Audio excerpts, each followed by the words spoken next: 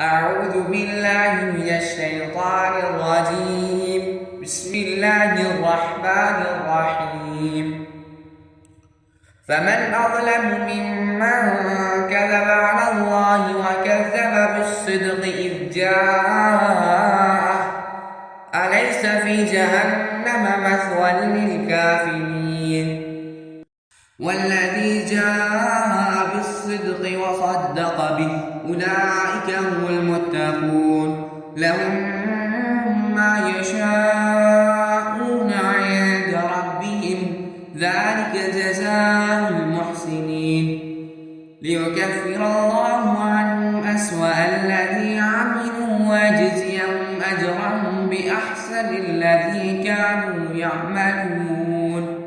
أليس الله بكاف عبده ويخوفونك بالذين من دونه ومن يضلل الله فما له من هاد ومن يهد الله فما له من مضل.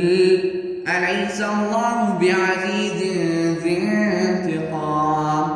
ولئن سألتهم من خلق السماوات والأرض ليقولن الله قل أفرأيتم ما تدعون من دون الله إن أرادني الله بضر هل هن كاشفات ضره أو أرادني برحمة هل هن ممسكات رحمته قل حسبي الله عليه يتوكل المتوكلون. قل يا قوم اعملوا على مكانتكم إني عامل فسوف تعلمون من يأتيه عذاب يخزيه ويحل عليه عذاب مقيم. إنا أنزلنا عليك الكتاب للناس بالحق فمن اهتدى فلنفسه ومن ضل فإنما يضل عليها وما أنت عليهم بوكيل. الله يتوفى الأنفس حين موتها والتي لم تمت في منامها فيمسك التي قضى عليها الموت ويرسل الأخرى إلى أجل مسمى إن في ذلك لآيات لقوم يتفكرون.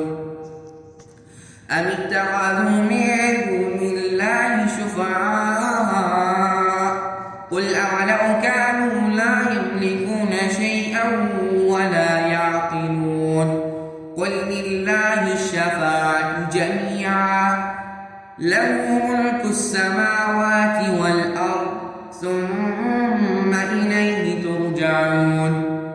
وإذا ذكر الله وحده اشمأزت قلوب الذين لا يؤمنون بالآخرة وإذا ذكر الذين من دونه إذا هم يستبشرون.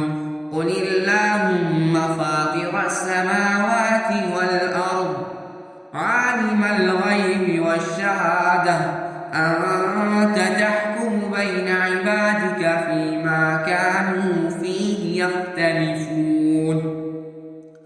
ولو أن للذين ظلموا ما في الأرض جميعا ومثله معه لافتدوا به من سوء العذاب يوم القيامة وبدا لهم من الله ما لم يكونوا يحتسبون.